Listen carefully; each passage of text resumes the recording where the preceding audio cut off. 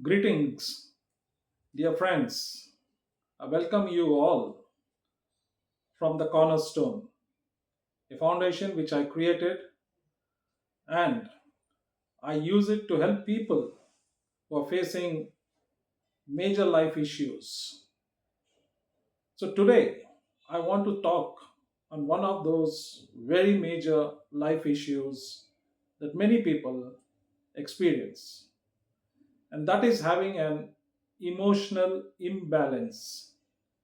We may find so many people bursting out with anger, people who are expressing a lot of anxiety, fear, or there are people who are having a lot of sadness.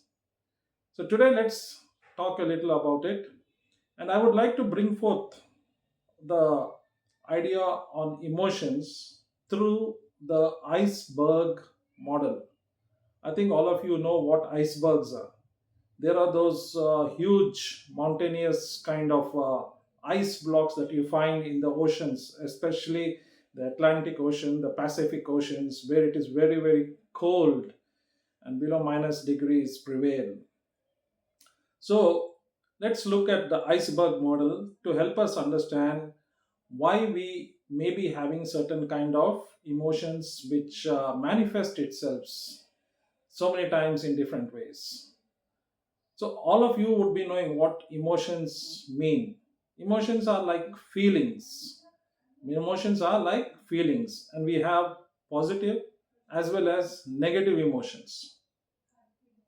Positive emotions could be like happiness or joy, amusement, love, feeling confident, feeling a high. All these things come as positive emotions. And these positive emotions are good and we should develop on them. But there are also negative emotions. And negative emotions like, self pity, anger, fear, guilt, sadness. These are all negative emotions.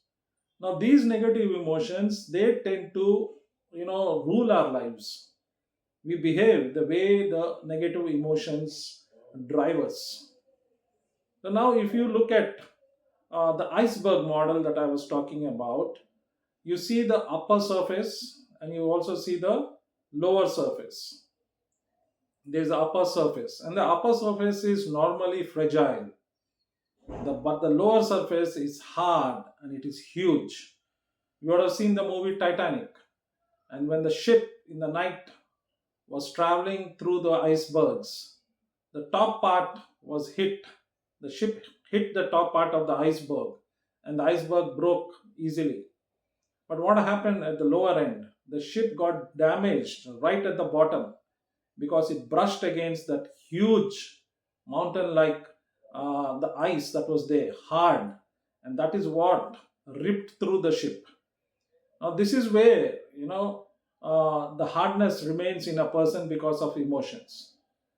The mind of a human being can be said to be majorly divided into two parts: the logical part, or rather, the conscious mind and the subconscious mind.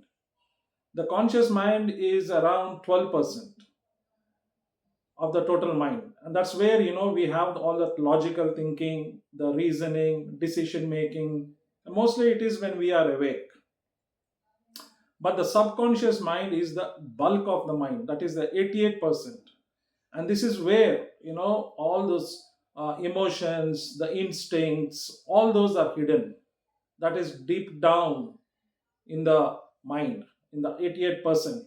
And that's what is the iceberg part of it. The lower part is where all these emotions get recorded, and these tend to drive our actions. These emotions manifest itself in different kinds of behavior and actions.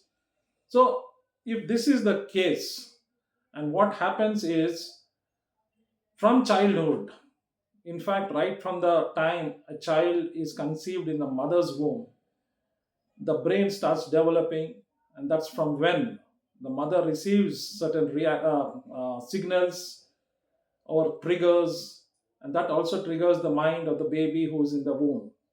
So right from that stage, emotions are formed in the brain, and then when the child is born, right from the time of birth till around 7 8 years. It's a very crucial period when a child can develop positive or negative emotions. It depends on the environment in which the child is growing.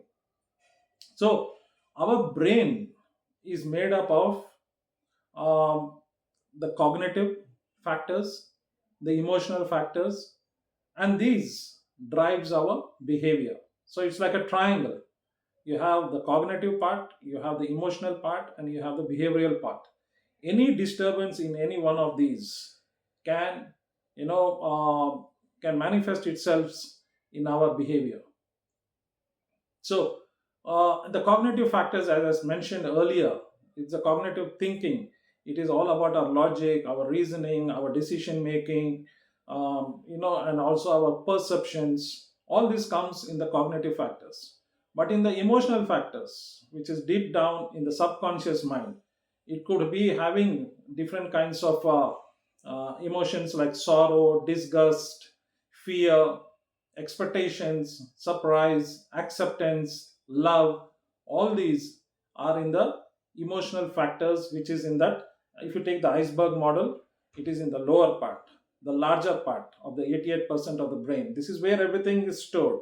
And the subconscious mind is like if you say a pen drive, it stores all this information right from the time the child is conceived in the mother's womb to the time is born, right up to 7 8 years. All these are the formation stage of the brain of the child, and this is where it's a crucial period.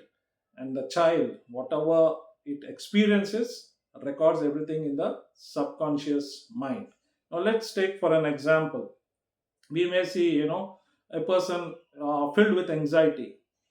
If he has to go for an interview, he's filled with anxiety. If he has to go to write an examination, he's filled with anxiety. Or if he has to face a group or a crowd and give a talk, he may be filled with anxiety. What could be those factors that has made this person develop this anxiety?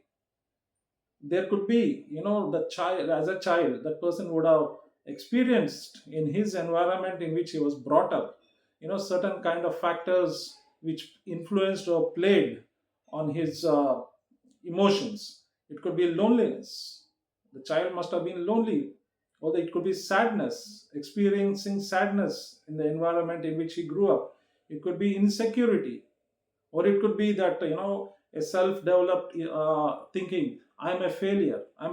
Or somebody would have put it in his mind that you are a failure, and that impacts the child's brain.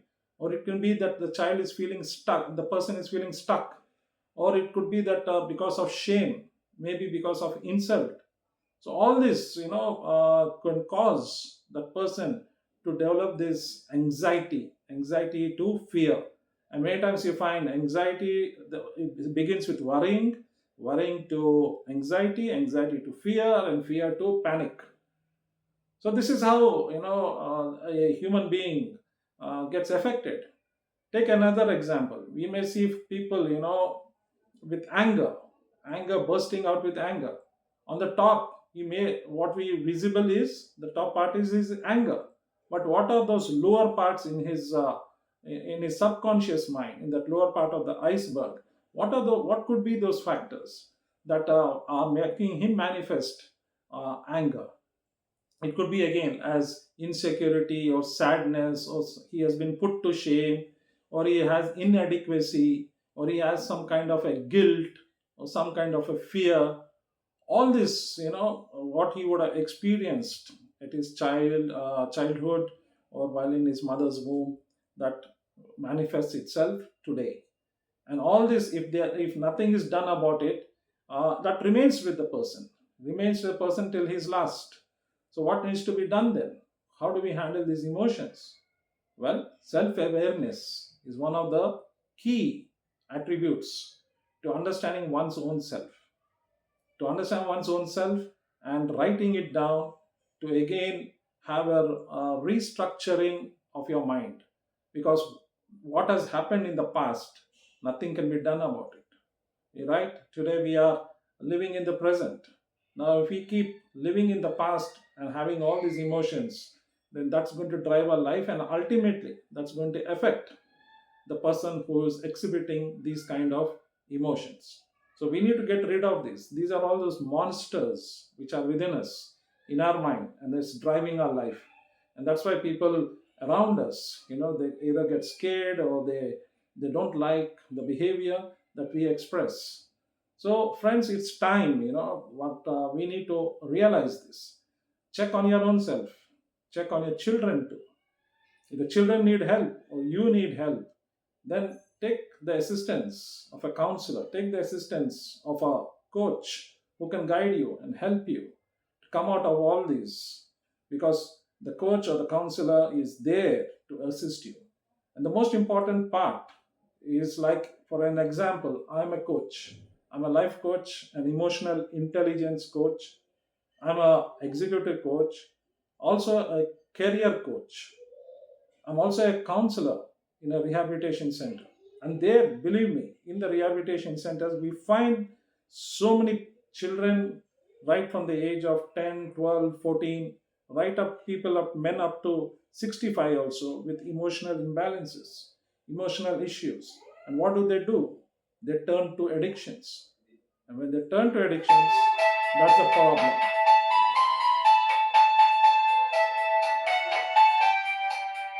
I'm sorry for this disturbance. There's a doorbell that's rung, and I wish you all the best. Take care, and God bless you all. For any further information, inquiries, you'll come call on me. Thank you very much.